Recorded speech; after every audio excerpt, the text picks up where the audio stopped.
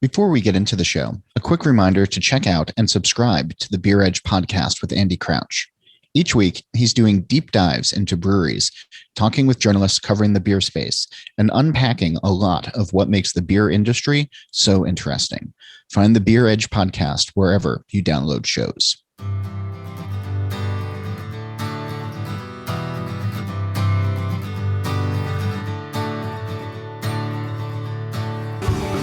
Welcome to Drink Beer, Think Beer, the podcast that gets to the bottom of every pint. I'm John Hall. This week, I'm really glad to welcome Alan Sprintz to the show.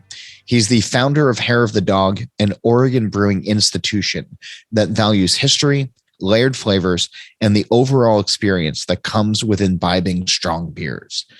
But first up, we're able to bring you this show each week thanks to these advertisers. Stomp Stickers. Stomp is a proud member of the Brewers Association that produces a wide variety of printed brewery products, such as beer labels, keg collars, coasters, beer boxes, and much more. Stomp's website features an easy-to-use design tool, low quantity orders, fast turnaround times, and free domestic shipping. Visit stompstickers.com and use code DRINKBEER15 for 15% off your first order.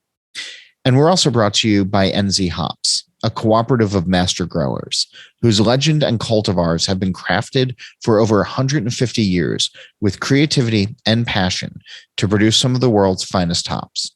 With a dedicated hop breeding program and farming knowledge handed down through the generations, the current day master growers proudly provide 18 unique New Zealand hop varieties to the world.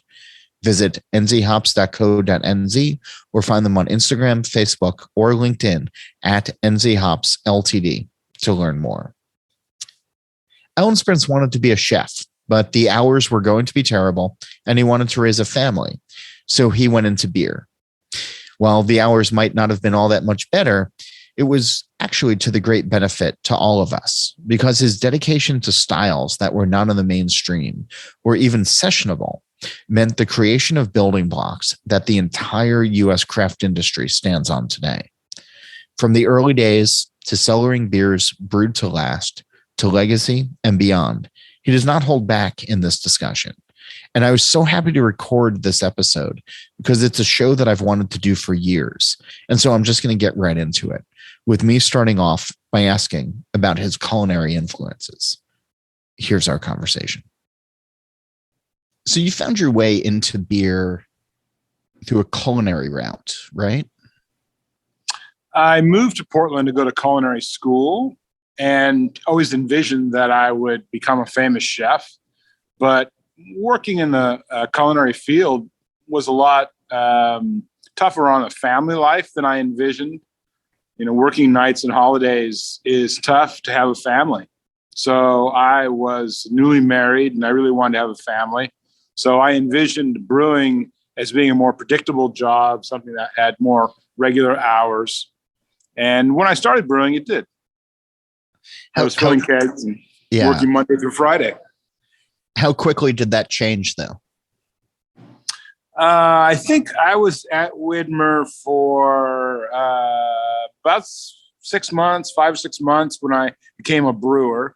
And then I started working 7 at night till 3 in the morning.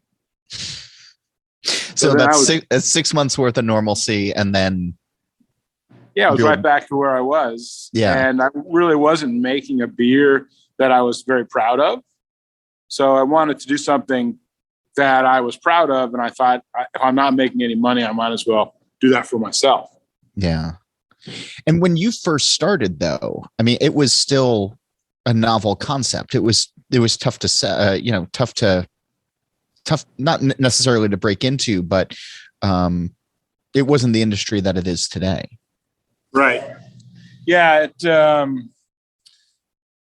It was a very pioneering feeling. There was a lot of the very first breweries here in Portland, Portland Brewing and Bridgeport and Widmer were, within a few years of opening. And so things were very new. The kind of beers that I wanted to make were only made by breweries at holiday time. So let's talk about that. Let's talk about the beers that inspired you early on. And There's something interesting about seasonals, right? We're just coming out of Oktoberfest season. And every year around this time, I start hearing from people saying, I would drink Martzens, I would drink Fest beer, I would drink Oktoberfest year round if somebody made it. And so when you're talking about beers that people would only make in and around the holidays or for the holidays, did you see a market for having these things on offer more regular, like more than just what was common? I didn't really understand marketing or sales or any of those things that are kind of important to know when you start a business. Yeah. I was just enthusiastic, and I really wanted to make the kind of beers that I liked making. And so I envisioned that there would be a demand for them. Unfortunately, the most popular things are what everybody's looking for. Yeah. And so there are a handful of people that want those esoteric beer styles. And I actually thought that people who own bars were the ones who wanted to expose people to new and different things. Unfortunately, there's only one or two of those in every state. Yeah. They're out there. And, I met those people that own those kind of bars that really put profit behind exposing people to new things, but that's not normal. Right. So I got that's one tap versus the other 16 that are all high volume movers. And when I started, a bar would only have, 2 or 3 taps for craft beer, for micro beers. They already were full with Bridgeport, Portland, and Whitmer.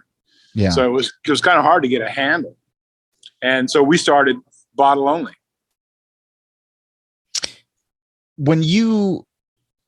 I got a little bit ahead of my over my skis where I wanted to sort of back up onto the culinary aspect of things, because over the years of drinking your beers and having visited the brewery in the past and having conversations with you in person over time, where bottles have been opened, I've always been enamored with the layers in your beers and the overall experience from start to finish. And as a beer warms and, all of the different, all of the different sensations that come with, experiencing the beers that you're making, especially, some of the older ones or some of the more aged ones or, the more potent beers, that you've done over the years.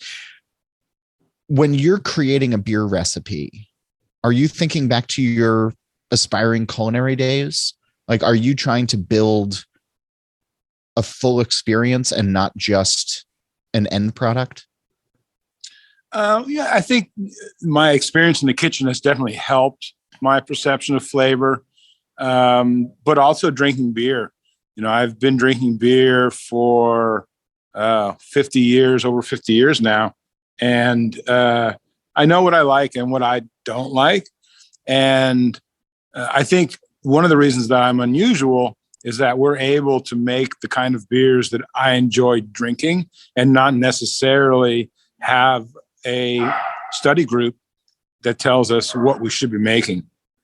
And a lot of breweries really rely on market research and those things that they teach you in school, and are probably a lot more successful than I am.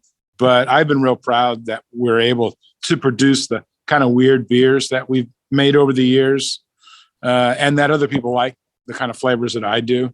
Yeah. I can't say I invented these things. Really, I was inspired by beers that I drank. And so I'm, in a way trying to mingle some of those flavors that I was exposed to in different beers and put them into a beer. When you're talking about weird beers, though, in 2021, that can mean, really weird things or eye roll inducing. Back in the 90s, when, you were messing around with some of this stuff, what was weird? What was considered weird back then? Well, the Atom beer was 10% alcohol and it was dark. And so people used to taste it and then put the glass down and ask me what the hell that was. They didn't even see it as beer. But they'd taste it first, right? Before asking you? Yes, they Okay. tasted it. Although, in Oregon, it's legal to do tastings in supermarkets, and some people don't want to be bothered when they're shopping. And I used to get people would kind of cover their eye and walk by looking the other way. Not everybody was willing to try beer in the supermarket, but I feel like that's a missed opportunity. Like in a state where that's not allowed now, but my sister-in-law lives in Nashville, and they have a bar inside of the grocery store, and you can get a walking around beer, which is just, wow, it's delightful. Very civilized. I would have loved to have seen you in the dairy aisle, offering me a 10%, Adam. That would have been, yeah. I used to use chocolate to convince people that it was worth tasting. And so I said you had to taste them together. And people were very surprised that beer and chocolate were actually a good combination. Yeah. But that Adam beer, was quite delicious. So I think it helped us. But we went through a lot of chocolate. Not as much beer. Those little kids used to put their arms up over the table and just grab a handful of chocolate. Those were the days. Do you miss it? No. I mean, I miss those days in a way, the kind of the spirit of camaraderie that the breweries had. We still get a lot of help from other brewers, but it's so hard to know who the people are now. Yeah. We used to go to meetings and know everybody. And now the brewery names are familiar, but the people who work there, I'm not familiar at all. When did you see the sea change? It's been a gradual change. Definitely over the last 10 or 15 years. But I've noticed business-wise that things have changed. We used to be one of the new brewers, and so we kind of had a little bit of a boost from people that wanted to find out what was new and different. We're not quite the new brewer anymore, so we've lost a little of that momentum. And I started to see things change a little bit that way. We still have some amazing fans, and one of the reasons that I'm still doing this is because people enjoy the beers and are surprised by the way they taste. And I've kind of discovered that one of the best compliments that I get is from people that say, this tastes great, but it doesn't taste like beer. And the idea that I can show people that beer can be something they haven't tasted is a thrill for me. Is that a lot of the beer that you first put out onto the marketplace, where people didn't want to look at you in the grocery store, and you're resurrecting old styles, or you're bringing something that was new at the time to the market, even if it wasn't necessarily a new style. Where do those styles fit in today? Well, now it's much more common to find a brewery that makes strong beers and barrel-aged beers. And so I don't think I'd get the same reaction today because there's so many other brewers making those kind of beers. But the people that I was tasting were used to mainstream American premium pilsners. Yeah. And they couldn't be farther from Adam beer. So I think those people were very shocked that this is beer. Beer is something else. In fact, I tell the story all the time. I was doing sales and I went into a very famous bar downtown Portland, still around. And the owner of the bar told me it was not fair to make beer that was 10% alcohol. That if people wanted to drink something that was 10% alcohol, they'd drink wine or a mixed drink. And that beer is supposed to be 5% alcohol. And he's never going to pour my beer. And this was the first few months after we started selling beer. And it's like, really? This is what people are going to tell me? Well, so, I mean, you said you weren't good at marketing or market research in advance. So, I mean, that's not really on him as much as it is on you.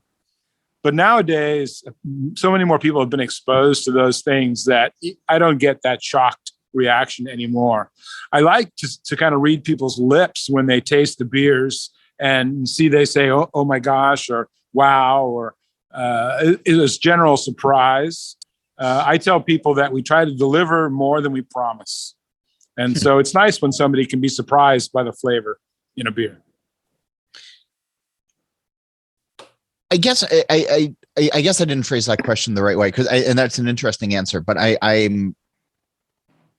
there are closing in on 10,000 breweries in the country now, and there are brewers that are doing, that have barrel programs, that have strong ales, that have all manners of, either trying to recreate historical styles, whether or not they're doing it well or not. People are sort of inundated with that. As far as craft consumers go, I guess I was more curious as to with the youngest crop of craft beer consumers, the very, the 21, the 22-year-olds. Are you able to have conversations with them, or does the longevity of your brewery, I don't know, not hurt you, but like, is it tough to have the conversation because, maybe like, their dad drank your beer? Yeah. I mean, you hear that. I mean, definitely. I'm not trying to be a dick here. Like, it's right. Just, no, it's, but yeah. I think that there are circles too to those kind of things. And so there was those people that say my dad drank that beer, and there probably still are, but there are also people who are rediscovering strong beers. Yeah. Who maybe grew up on hazy beers or lactose beers and never really were exposed to even a proper lager. And so they can find those things for the very first time as well. And so they're coming back to the fold, as it were. And as they're doing that, one of the things that intrigued me recently was I started to see some of these Instagram posts of really old beer of yours. Yeah. That have started to appear in places, and a lot of your beer is meant to age and supposed to age well. And certainly some of the bottles that I probably still have stashed away on the other side of the basement here. I should go and open after we talk. It had I actually been thinking about this, I probably should have just opened one while we were talking, because those are probably 10 years old at this point. Some are almost 30.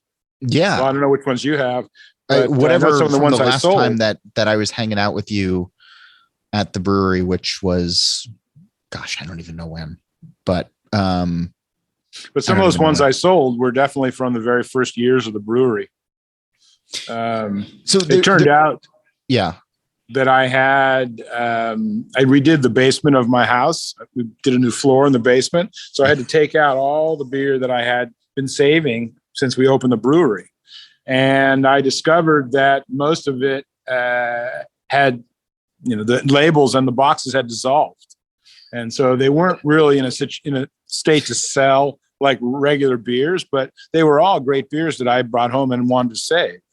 So I've been sitting on this stack of 50 cases of beer for, over 10 years now. Yeah. And I finally decided that we were going to go through there and see what was there and split things up. So we made mystery boxes. Some of the beers had no labels. Some of the beers had labels that you couldn't read. Some of the beers you could read the labels, but they weren't very nice. Rusty caps and cobwebs. And I sold that whole batch in like 3 hours. It was amazing. That is amazing. Did you taste these before they went out? No. Because I didn't really know what they were. And so the beers that I sell on my website, I try to taste all of them and leave tasting notes for each batch.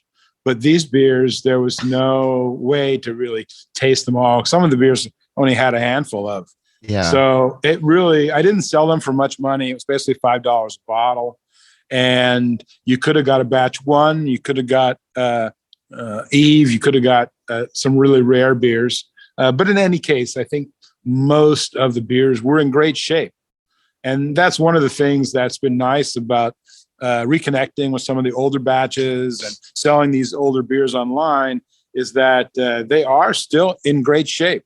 And some of those beers from the very first year are still improving. And I think don't need to be drunk right now. They're still going to get better. Some people look at aging beer as the beer should always be the way it is when it leaves the brewery. No. And when it starts to change from that, then it's going downhill.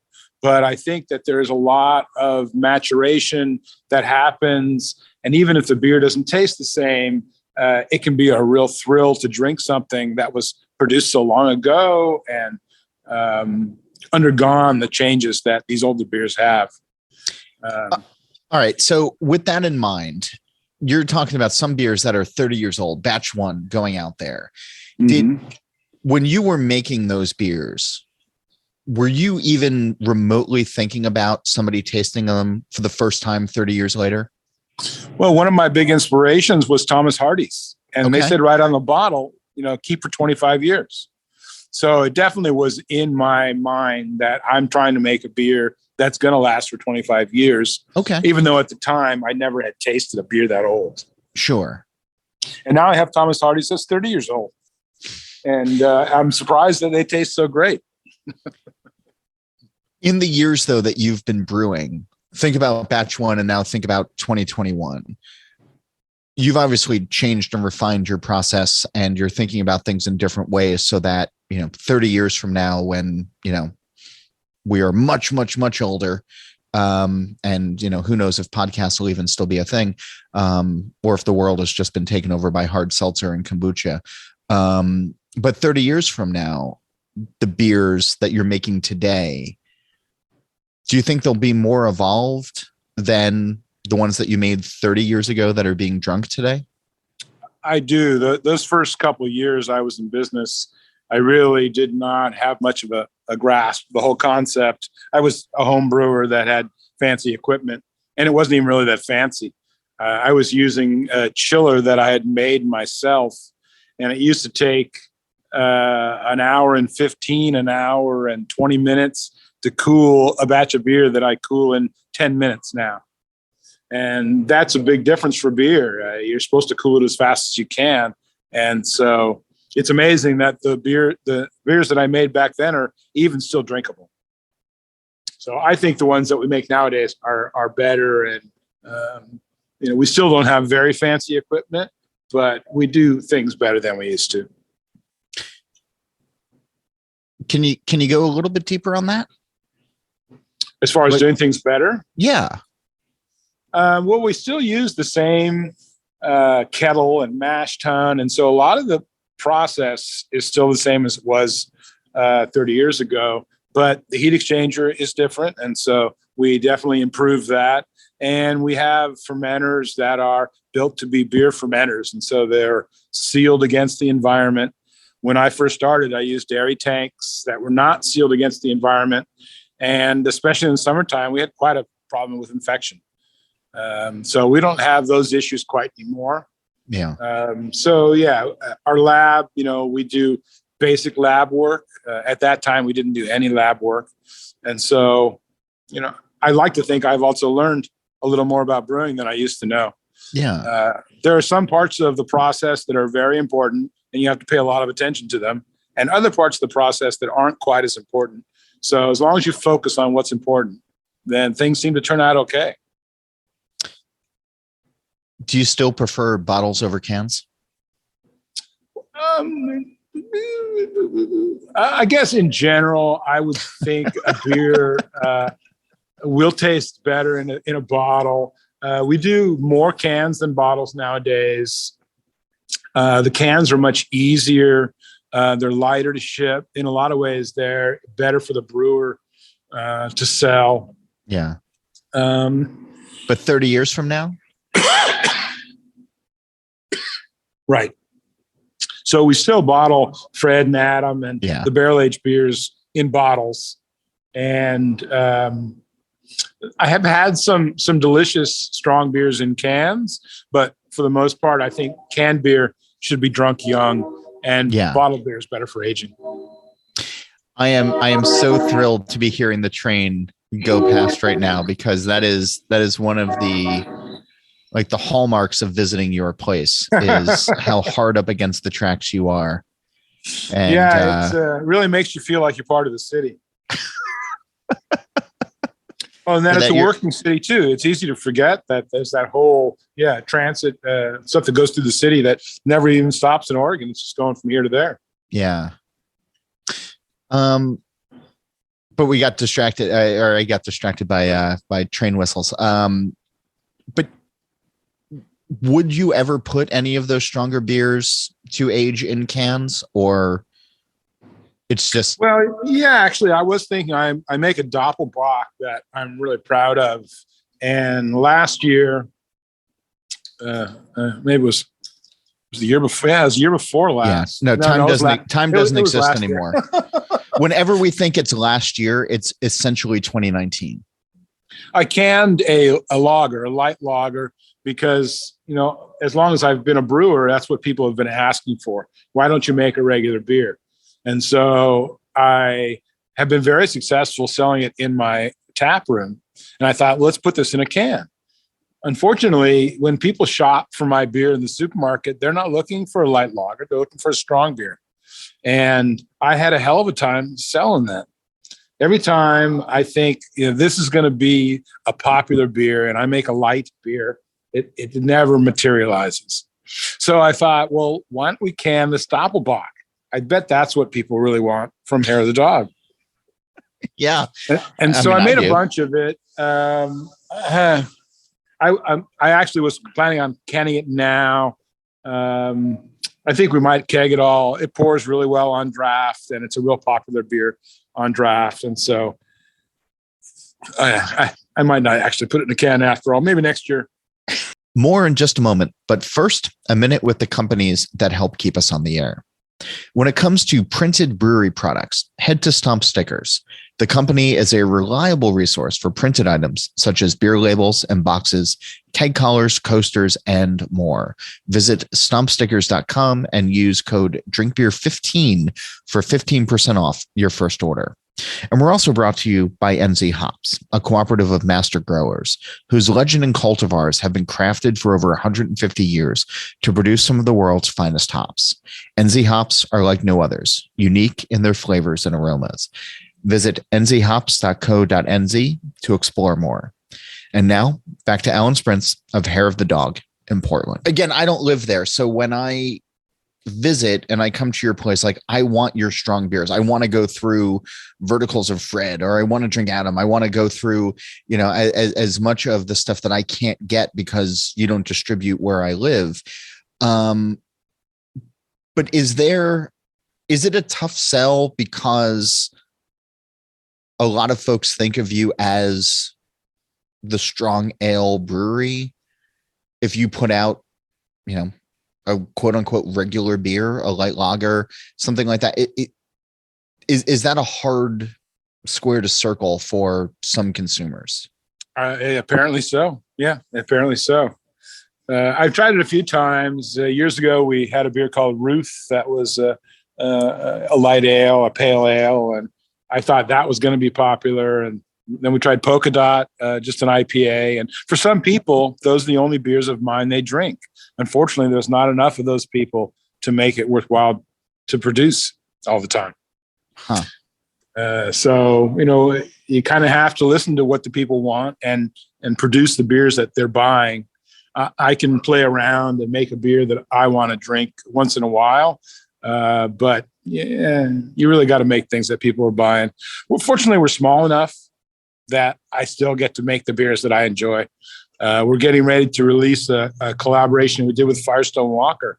Oh. It's been in the bottle for almost a year now, and we produced it in 2019. So it's been a couple of years in the barrel. I was going to say, yeah, no, it's not just, yeah.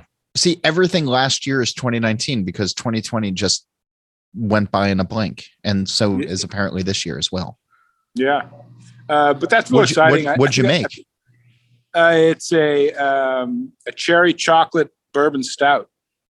Look at you with the chocolate again. You're going to bring it to the grocery stores.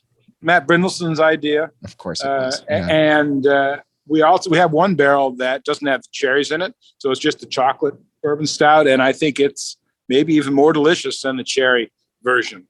The cherry version is very lush and cherry-like, but there's something really nice about his stouts. And yeah, It's really nice.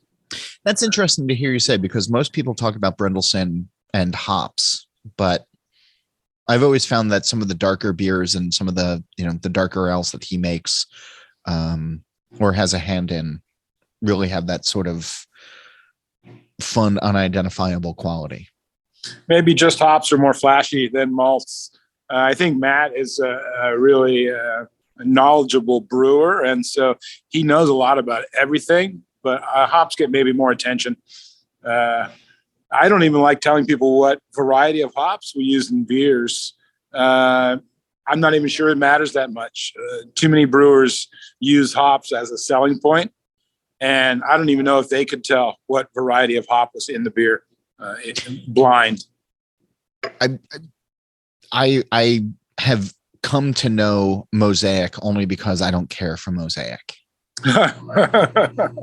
but how you use it can affect the way it tastes. And sure. So no, there's only been one or two process. brewers that have used it where I actually get like the warm pineapple or the blueberry that people, try to sell you, sell that hop on. But there's only like one or two that I've ever experienced that actually hit that. So you don't answer that question if people ask you what hops are in the beer?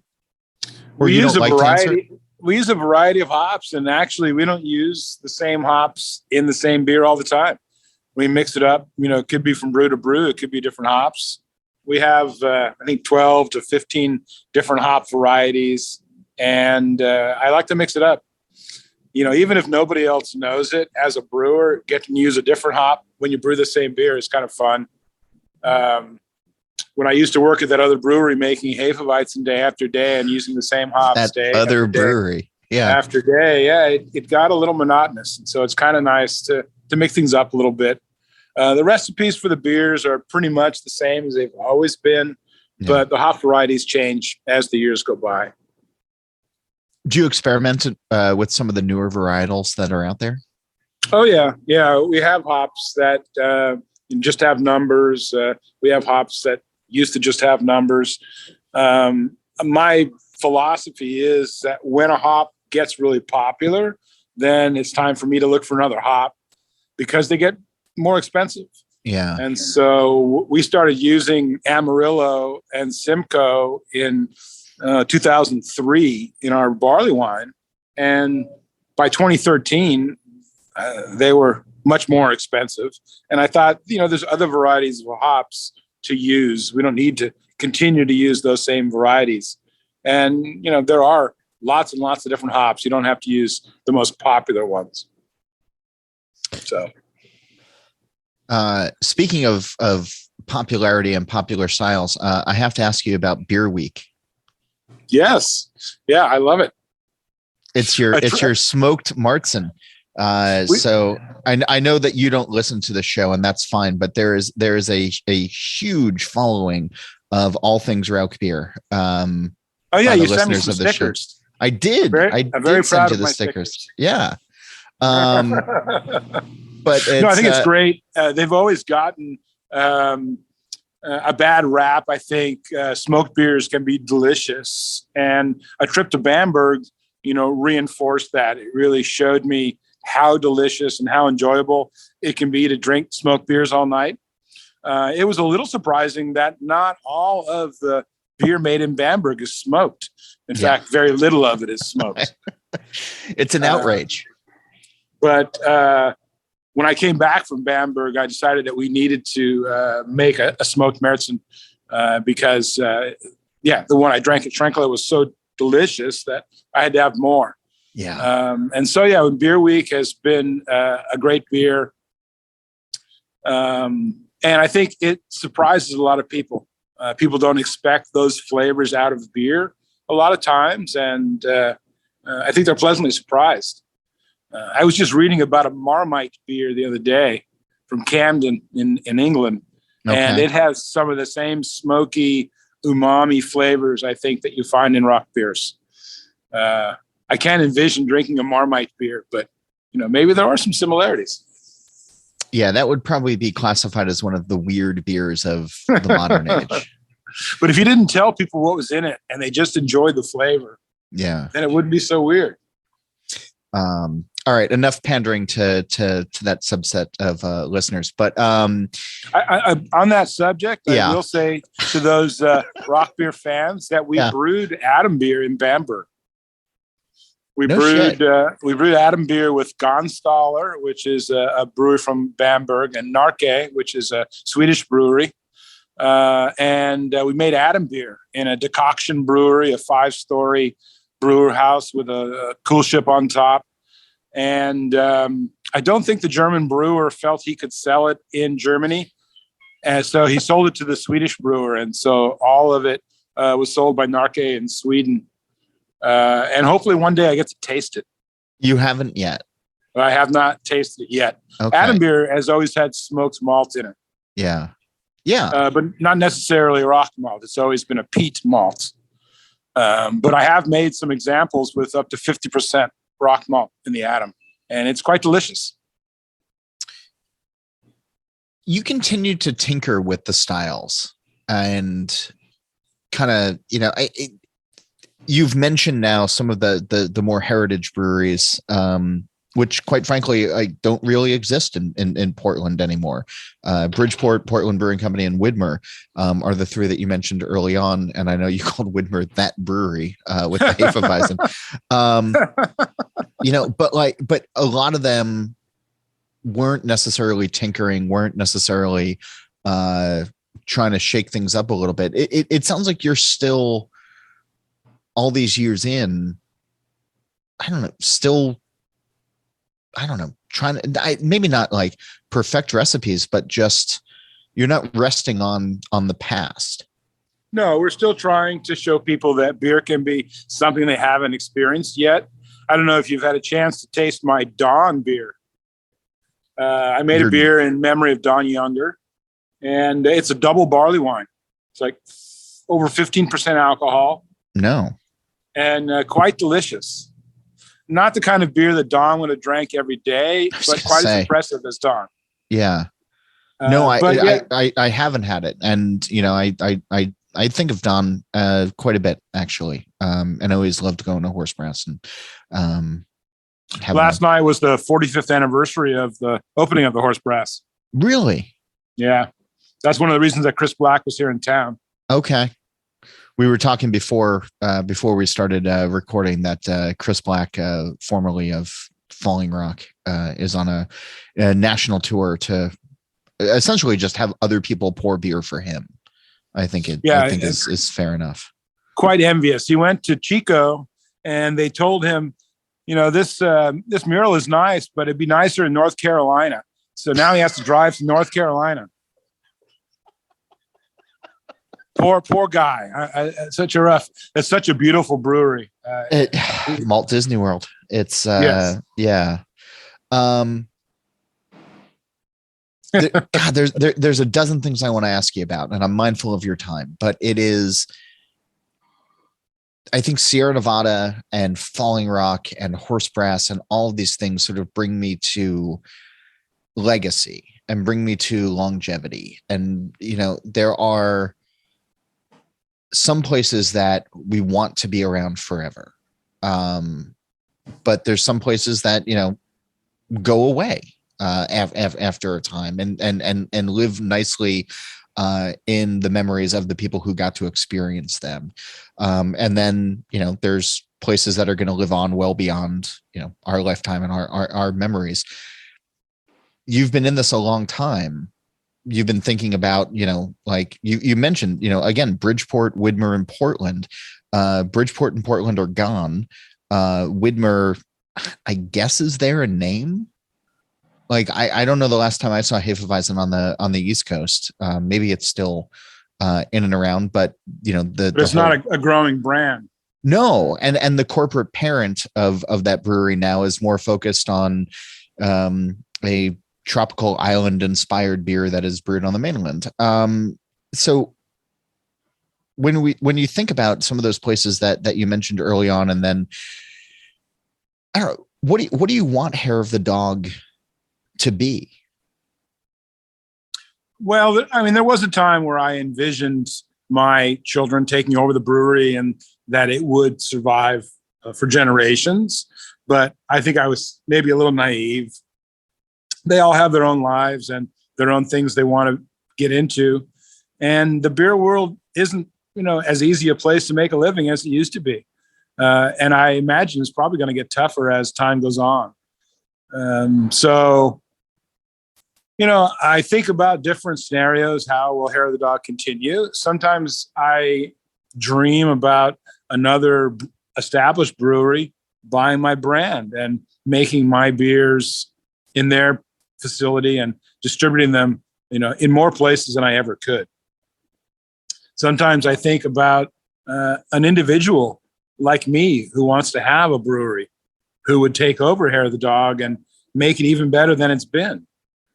And other times I think, well, if I sell it, it's going to go to shit. And so maybe I should not sell it. I should just let it die, and people can have a memory of what it was instead of being frustrated with what it turned into. But I've got no idea what's really going to happen. I guess time will tell. Time will tell. But I put feelers out there. I talk to people and tell them that any interest in buying a brewery. I've mentioned to a few of my friends that own big breweries. I think they always think I'm joking, but part of the reality is that I'm maybe too small. Brewers that buy other brewers want a brand that has sales, actually numbers in the books that you can look at, and I don't have that. So it takes somebody with a lot of vision to want to buy a little teeny brand like me. I don't think we've ever made over 1,000 barrels in a year. And so we're an anomaly. And I'm lucky that I've been able to live in this world for as long as I have. We could have gone out of business in the first 10 years quite easily. But yeah, we'll see what the future brings. Never say never. I have this fun vision in my mind right now of Chris Black leaving Oregon, being somewhere in Iowa and hearing a noise in the trunk, and it's you stashed away, trying to get to Mills River, North Carolina, to convince Ken Grossman to buy out Hair of the Dog. There's been I've been asking folks on the show for the last couple of weeks, here and there, as the pandemic was wearing on. My wife and I decided to rewatch The Good Place, and there's this whole concept of a green door, where you can walk through a green door and be anywhere at any time in history with whoever you want. And I've been thinking about that in the beer space. And so if such a technology existed on this plane of existence, and you could end this show and walk through a green door and be at any bar, anywhere in the world with anybody that you wanted, where would you go and who would you be with? Well, I mean, the first thing that comes to mind is being able to explore beer with Fred when he was younger and just getting interested in beer. So that'd be the 60s with Fred. Boy, that'd be a wild time. Yeah. The dean of American beer journalists. Yeah, and maybe we can meet up with Michael Jackson and travel around Europe and help him write that great beer book he wrote. So yeah, that kind of thing. I miss Fred a lot. He was a great guy, and he had a great attitude towards life. Mm-hmm. And so outside of the beer world, I think there were lessons to be learned from Fred.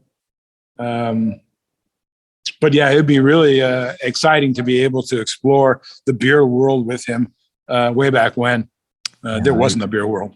Yeah. I was privileged to work with him, albeit briefly, back in my All About Beer days. And just what a tremendous gentleman and a great person to work with. Do you feel we're losing our beer history, or that history isn't being chronicled the right way, or at all? Well, yeah, I mean, I definitely think about that history isn't necessarily always accurate, but remembered as the most vocal people, I guess, presented it. Yeah.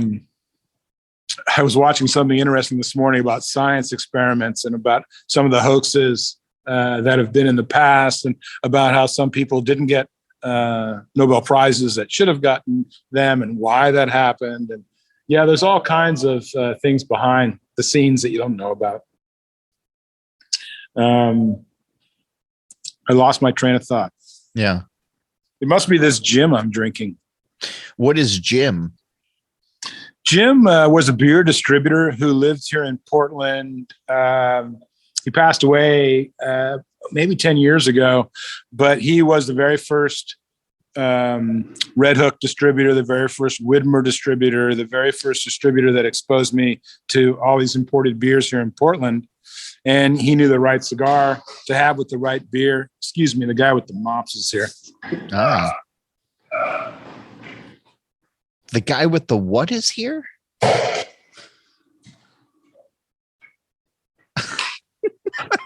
I love we're at the end of the show and you've put me on hold, just like John Harris. There is something about Portland brewers that have no respect for the sanctity of a broadcast.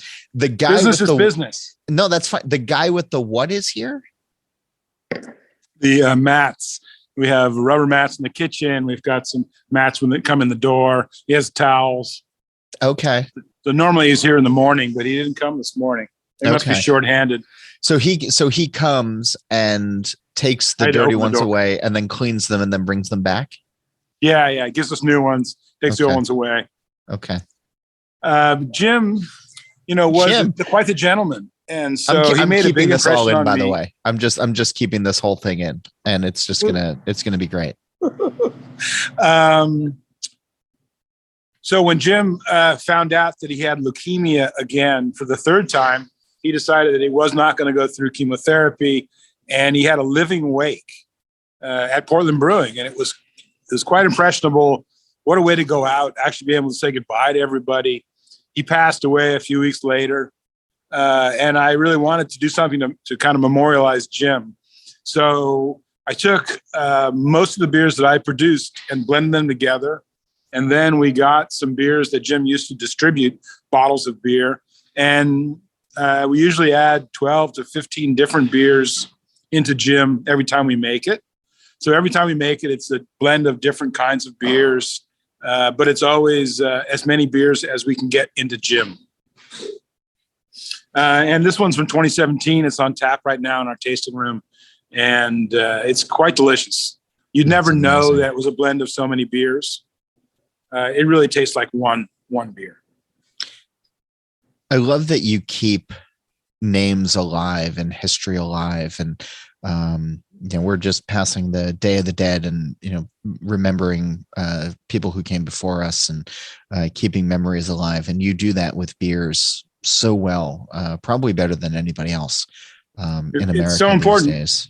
I used to think I was the only one who did it, but Sean Hill at Hill Farmstead has a great tradition of relatives he names beers after. Yep. But no, I think it's great to use beers to remember people that were important to us or things that were important to us, like Beer Week. Yeah. Everybody's got a beer week. I mean, it's also a great marketing opportunity for, when you figure out marketing.